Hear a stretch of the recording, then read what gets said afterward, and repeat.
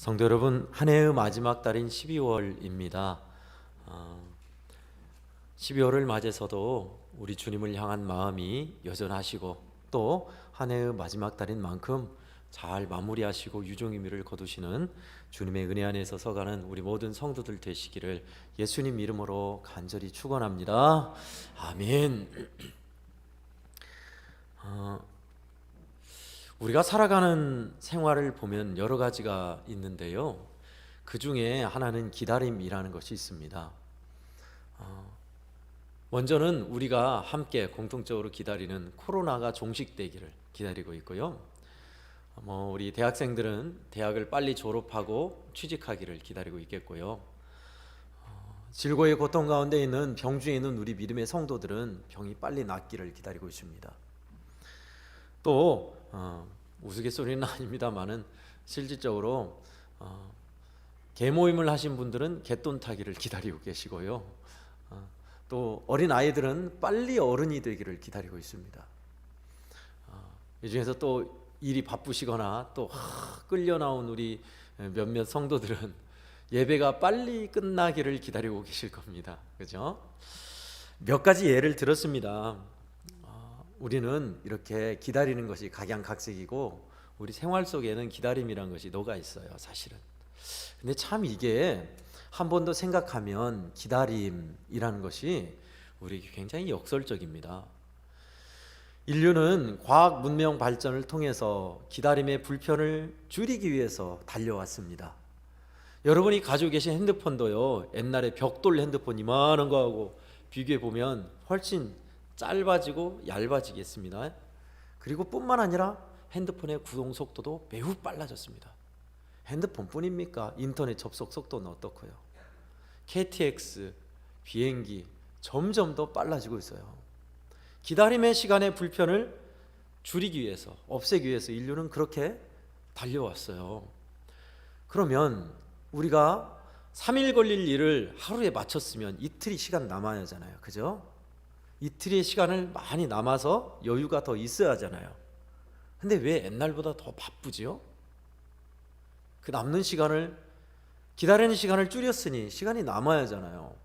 왜 그렇게 바쁘고 더 분주하죠? 이것은 굉장히 역설적이게도요, 기다림의 시간을 없애면 우리가 여유가 있을 것 같은데 아닙니다.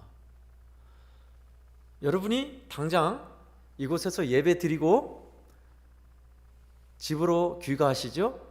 집으로 귀가하면 잠깐 밥 먹을 때를 기다리세요. 만약에 기다림의 시간을 우리 생활에서 빼봅시다. 예를 들면 예배 끝나자마자 바로 밥을 먹어야 돼요. 바로 밥 먹고 나서 바로 일해야 돼요. 일하고 또 다른 일 바로바로 온단 말이에요. 그럼 뭐 생각할 틈이 없어요. 바로바로 닥치는 일을 하다가 일 다 하다가 자는 시간 됐구나, 자는 거예요. 기다림이라는 것이 이런 우리에게 역설적인 모습을 갖고 있습니다. 그러므로 기다림이란 것은 우리에게 쉼이요, 여유요, 안식이요, 생각할 수 있는 공백입니다. 축복이죠. 그렇잖아요? 맨날 우리는 기다리는 것을 따분한 것, 필요 없는 것, 줄여야 하는 것, 불편한 것으로 알았는데 우리 생활에서 기다림의 요소를 빼봤더니 여유가 전혀 없고 생각할 틈도 없고 쉴 수 없다는 결론에 이르렀어요. 따라서 우리에게 있어서 인생의 기다림은 적절하게 녹아있는 것이 축복이다라는 아주 감명한 결론을 얻습니다. 여러분, 저와 여러분의 생활상에서만 기다림이 있는 것이 아니라 신앙생활도 기다림이 많이 있는 거 아시죠? 오늘 본문은 기다리는 사람의 시편이 나와 있습니다. 무엇을 간절히 기다린다고 얘기하고 있어요. 대림절에 많은 목사님들이 이제 성탄을 맞아서 대림절, 강림절 말씀을 전하더군요. 저도 역시 하나님, 우리가 어떤 말씀을 함께 나눠야 할까요? 생각하다가 느닷없이 파수꾼이 아침을 기다림보다 더하도다 라는 이 말씀 말이죠. 거기에 꽂혀서 오늘 시편 말씀을 보았습니다. 군대를 다녀오시지 않은 분들과 여성분들은 조금 이해하기 힘든 말씀입니다.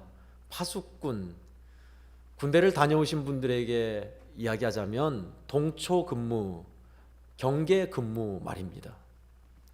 파수꾼이 아침을 기다림보다 더하도다. 이맘때일까요? 2월 달이 좀 1, 2월 달이 제일 춥죠. 1, 2월 달에 새벽 2시, 4시 근무. 밖에서 그 차갑고 바람 불고 추운 밖에서 새벽 2시, 4시 근무가 걸렸어요. 2시간 이렇게 보초를 쓰는 거예요. 밖에서, 막사 밖에서. 그러면 그냥 뭐 일어나서 가는 게 아니에요. 옷부터가 벌써 입는 게 엄청 많습니다. 뭐 내복 있죠. 그 다음에 전투복 있지요. 깔깔이라는 거 입지요. 그 다음에 야상 입지요. 야상 다음에 방한복 입지요. 방한복 다음에는 방한화, 또 방한 장갑 끼우지요. 털모자까지 쓰지요. 뒤뚱뒤뚱 이렇게 걷게 돼요. 그렇게 두껍게 4중 5중으로 옷을 입고 경계 근무를 쓰는데 그래도 추워요. 덜덜덜덜 떨다가 아이고 근무 시간 빨리 끝났으면 좋겠다. 빨리 끝나고 자야 하는데 그러고 있어요. 그것이 바로 파수꾼이 아침을 기다림보다 더하도다라는 말씀의 뜻입니다. 군대 갔다 오신 분은 아실 거예요. 경계 근무는 밖에서 근무 쓰는 겁니다. 그러면 이 시편 기자는 도대체 파수꾼이 아침을 기다림보다 더한 간절한 기다림으로 뭘 기다렸다는 걸까요? 우리가 기다림에 대한 말씀을 나누는데 그렇습니다. 그 두 가지. 첫 번째는 무엇을 기다리느냐, 또 어떻게 기다리느냐를 봐야 돼요. 무엇이란 것은 어떤 것과 사람과 어떤 환경을 또 뜻할 수 있겠습니다.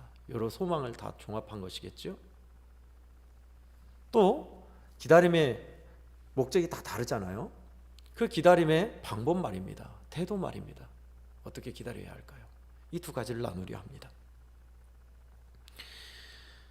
시편 130편은 성전에 올라가는 노래로 시편을 쓴 저자가 하나님 용서하시고 구원하신 하나님을 나는 간절히 기다립니다 하는 내용이에요. 우리 죄를 용서하시고 우리를 죄악에서, 아픔에서, 어둠에서 건지시는 주님을 말입니다.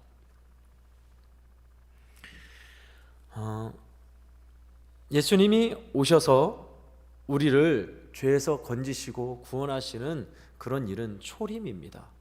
저와 여러분들은 이미 초림의 예수님을 믿고 이미 초림의 사건은 지났습니다. 그러면 우리는 뭘 기다리죠? 아시다시피 재림의 예수님을 기다립니다. 다시 오실 예수님 말입니다. 초림의 예수님을 기억하며 재림을 맞이할 준비를 하는 절기가 바로 대림절이지요. 저는 5절 말씀을 통해서 첫 번째 메시지를 나누려 합니다. 5절에 보니 나는 곧 내 영혼은 여호와를 기다리며 나는 주의 말씀을 바라는도다 라고 했습니다. 나는 주님을 기다리는데 주의 말씀을 또 간절히 바라보고 기다립니다 라는 뜻이죠. 말씀을 기다리는 사람, 그동안 우리는 수많은 성경 공부와 넘치는 말씀을 듣고 있습니다. 그런데 도대체 또 무슨 말씀을 듣는다는 거죠? 여러분, 성령께서 하시는 민감한 말씀, 성령이 인도하시는 그 음성을 들으셔야 돼요. 굳이 나누자면 기록된 말씀과 내게 음성으로 들리는 레마의 말씀 말입니다. 똑같은 성경 말씀을 보는데 이것이 정말 내 마음에 와서 쿵 하고 다가와서 울림이 되는 말씀이 있는 반면요, 그냥 국어책을 읽듯이 그냥 지나가는 말씀이 있잖아요. 어떤 말씀을 기다려야 할까요? 그렇습니다. 성령께서 내게 들려주시는 말씀. 더 가까이 해석하자면 주의 음성 말입니다. 주님의 음성이 들리지 아니하고 주님의 말씀이 내게 희귀해졌다면 우리는 어쩌면 길을 잃어버린 사람이요, 주님 맞을 준비가 안 되어 있는 사람들입니다. 얼마나 많은 신앙생활을 해왔고 수년 동안 수많은 말씀을 들어오셨습니까? 그런데 어쩌면 요즘 더 매체가 발달하고 하나님의 말씀이 차고 넘치는 시대가 될수록요, 어쩌면 나를 갈아엎고 무릎 꿇게 만드는 진리의 말씀은 더 희귀해졌습니다. 예전에는 그렇지 않았던 현상이었습니다. 1980년대, 1990년대 초반까지 한국교회는 부흥의 가도를 달렸지요. 그 부흥의 가도는 오늘날처럼 CBS나 CTS나 수많은 유튜브에 말씀이 많은 것이 아니었습니다. 담임 목사님 말씀을 듣고 교회에 부흥이 일어났었어요. 담임 목사님 말씀만 듣고 말이죠. 기껏해야 CBS 라디오였을까요? 그러나 지금은 달라요. 성도들이 워낙 말씀에 홍수해 있다 보니 다양한 말씀을, 수많은 말씀을 듣게 됐어요. 네, 좋습니다. 그런데 문제는 우리의 머리만 커졌을 뿐 순종은 안 한다는 거예요. 나를 무너지게 만들고 통에 자복하게 만드는 말씀은 사라져 간다는 것입니다. 이것이 치명적입니다. 여러분, 2021년에 여러분이 잊지 못할 주의 말씀을 만난 것이 기억납니까? 그래, 그 말씀에 내가 눈물로 하나님께 매달리며 간구했었지. 그 말씀은 내가 오래 잊을 수 없는 말씀이지. 그 말씀 말입니다. 있으셔요? 그러니 우리에게 하나님의 말씀을 갈망함이 필요한 겁니다. 학수고대라는 말이 있죠. 학이 머리를 빼고 기다리듯이 간절히 기다린다는 뜻입니다. 고대, 높을 고자에 기다릴 대자, 매우 기다린다. 그 말을 풀어서 오늘 제목 잡았어요. 몹시 기다린다. 뭘요? 주여 말씀해 주시옵소서. 성령이여 내게 그 음성을 들려주사 주의 뜻을 따르게 하시옵소서. 내 마음을 무너뜨리고 나의 생각을 꺾고 주님 앞에 엎드리게 만드는 그 말씀 말입니다. 하나님의 말씀이 희귀해졌다. 이것은 매우 우리에게 있어서 불행한 일이요 슬픈 일입니다. 말씀을 전하는 저도요, 주님 다음 주에는 또 무슨 말씀을 전해야 합니까?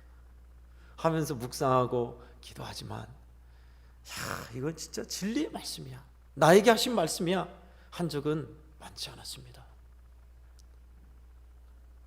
성도들과 저에게 주님이 이번 주에는 이렇게 살라고 하신 걸 거야 라고 책을 보고 자료를 찾고 주석을 보고 그렇게는 준비했어도 저 자신에게 있어서 신앙을, 내 마음의 딱딱한 마음을 갈아엎는 그런 말씀이 저에게도 희귀해요. 그러니 오늘 말씀이 얼마나 우리에게 적합합니까? 너희는 몹시 기다려라, 사모해라, 하나님의 말씀, 성령의 음성을 사모해라. 이 말씀대로 성령의 음성을 사모하는 저와 우리 성도들 모두가 되기를 간절히 축원합니다. 아멘. 두 번째는요, 회개 신앙으로 살아야 한다라는 것입니다. 4절 말씀은 그러나 사유하심이 주께 있음은 주를 경외하게 하심이니이다 라고, 또 7절 말씀, 8절 말씀은 풍성한 속량이 주님께 있다, 죄악에서 속량하시리라. 이거는 우리의 죄악을 용서하시고 용납하시고 건지시는 주님에 대한 말씀이지요. 여러분, 어떤 자세로 우리가 주님을 기다려야 할까요? 초림이나 재림 마찬가지로요. 초림 때 세례 요한은 어떻게 주님 만날 준비를 하라라고 말씀했죠? 아주 간단했어요. 지금까지 지은 죄악을 회개하라, 세례를 받고 새 사람을 살아라 라는 것입니다. 간명해요. 맞아요. 죄악을 뉘우치고 떠나는 자세, 그것이 초림의 예수님, 다시 오실 예수님을 맞이하는 온당한 자세 맞아요.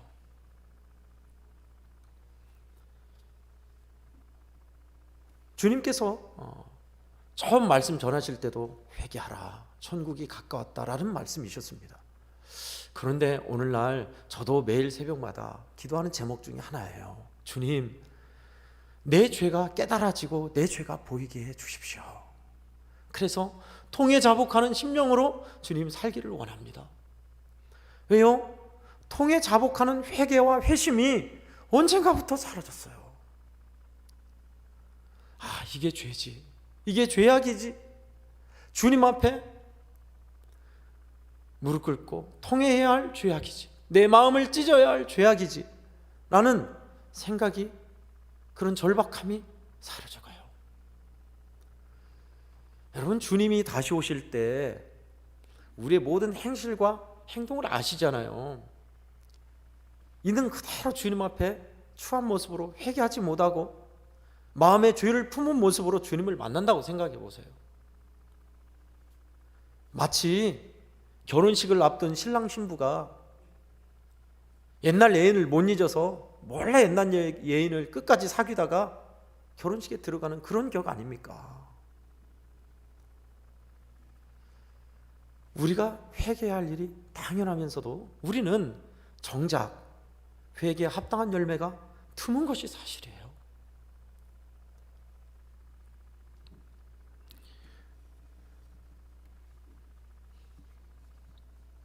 초림의 예수님은 이미 2000년이 지나서, 재림의 예수님은 이미 2000년이 지나서 아직도 오지 않고 계십니다. 그래서 그거 뭐 온다고는 했지만 언제 올지 모르고 오면 그냥 맞이하면 되지 라고 안일하게 생각하는데 요즘의 풍토입니다. 언젠가는 오시지요. 당장 지금이나 내일이 아니라는 생각도 팽배히 있어요. 그런데 더 중요한 것은 맞을 준비와 자세가 돼 있을 때는 괜찮아요. 근데 준비와 자세가 안 돼 있는 상황에서 주님을 만난다는 것은 더 이상 돌이킬 수 없게 아주 치명적입니다. 어떤 자세로요? 주님은 우리에게 깨어 있으라, 기도하라, 깨어 있으라. 언제 너희 주인이 오실지 모르니 너희는 깨어 있어야 한다. 등불 들고 맞이할 준비를 해라 라고 하셨습니다. 여러 가지가 있겠지요. 그러나 오늘 저는 시편 본문의 말씀을 토대로 깨어서 주님을 맞는 올바른 자세, 태도는 회개입니다. 회개하는 자리가 우리 마음속에 회개하는 심령이 있어서 우리 주님의 뜻대로 점점점 더 주님의 뜻대로 살려 하는 그런 모습이 있으면 주님을 제대로 기다리는 태도이겠다라는 것입니다. 여러분, 요즘 무엇을 열망하고 계십니까?